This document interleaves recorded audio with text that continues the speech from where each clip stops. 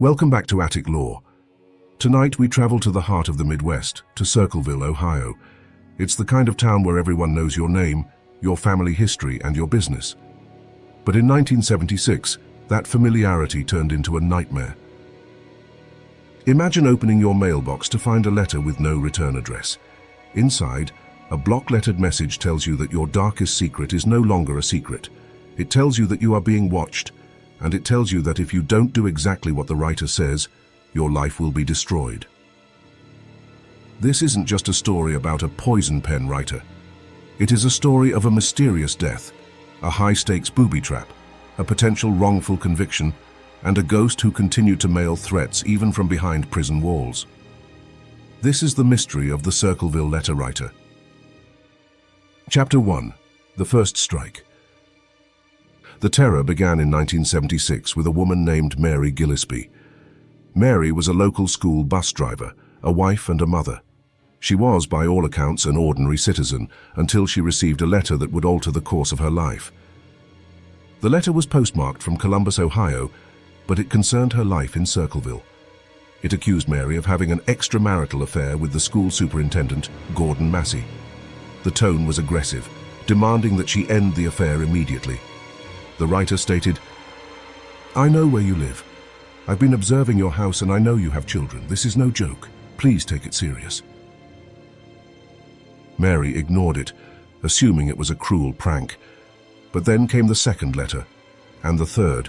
Soon her husband, Ron Gillespie, began receiving them too.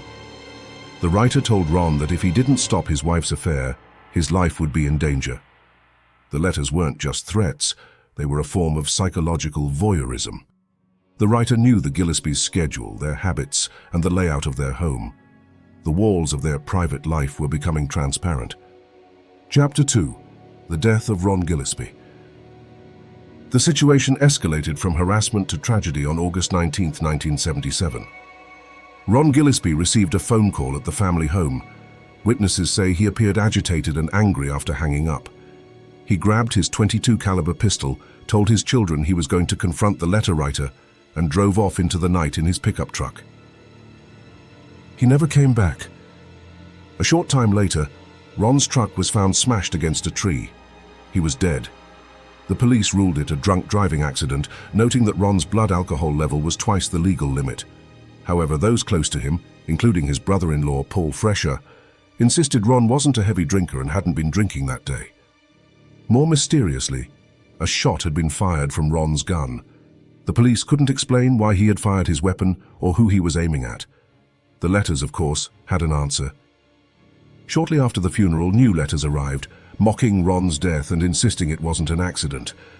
The writer was still watching and they were just getting started. Chapter 3. The Booby Trap. For years, the letters continued to haunt Mary Gillespie and the town of Circleville. Mary eventually admitted to the affair, but the letters didn't stop. They became more violent, more demanding. In 1983, the mystery took a physical, deadly turn. Mary was driving her bus route when she saw a series of handwritten signs along the road targeting her and her daughter. Furious, she pulled over to rip one down. As she pulled at the sign, which was attached to a fence post, she noticed a wire. The wire led to a box. Inside the box was a loaded .25 caliber handgun, rigged to fire the moment the sign was moved. Mary had narrowly escaped an assassination attempt. When investigators examined the gun, they found something the writer hadn't intended to leave: a partial serial number. They traced the weapon to Paul Fresher, Mary's brother-in-law, the very man who had questioned Ron's accident years earlier. Chapter 4. The Conviction and the Impossible Twist. Paul Fresher was arrested and charged with the attempted murder of Mary Gillespie. The prosecution's case rested on the gun and a handwriting analysis that claimed Paul's block lettering matched the style of the Circleville letters. In 1983, Paul was convicted and sentenced to 7 to 25 years in prison. To the town of Circleville, it seemed the nightmare was over. The ghost had a name, and he was behind bars. But then the mail started arriving again. While Paul Fresher was locked away in a maximum security prison, often in solitary confinement with no access to pens or paper, The Circleville letters continued to flood the town, hundreds of them. They were postmarked from Columbus, just like the originals. They mocked the police for arresting the wrong man. They even threatened the warden of Paul's prison. If Paul was the writer, how was he mailing letters from a prison cell while under 24-hour surveillance?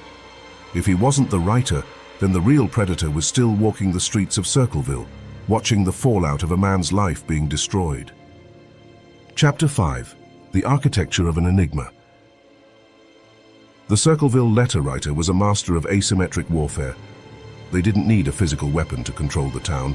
They used the truth, or at least the fear of it. The psychological profile of the writer is fascinating. This was someone who felt a sense of moral superiority, acting as a twisted guardian of the town's ethics, yet using cowardly and illegal means to enforce them. The writer focused on the shame of the victims. In a small town in the 70s and 80s, an affair wasn't just a private matter, it was social suicide. The writer weaponized that social pressure. Investigators have since questioned the validity of the handwriting evidence used against Paul Freshour. Forensic document examination was less of a science and more of an art back then. Furthermore, the booby-trapped gun had been wiped clean of fingerprints. The only thing connecting Paul to the crime was a gun he claimed had been stolen from his house months prior.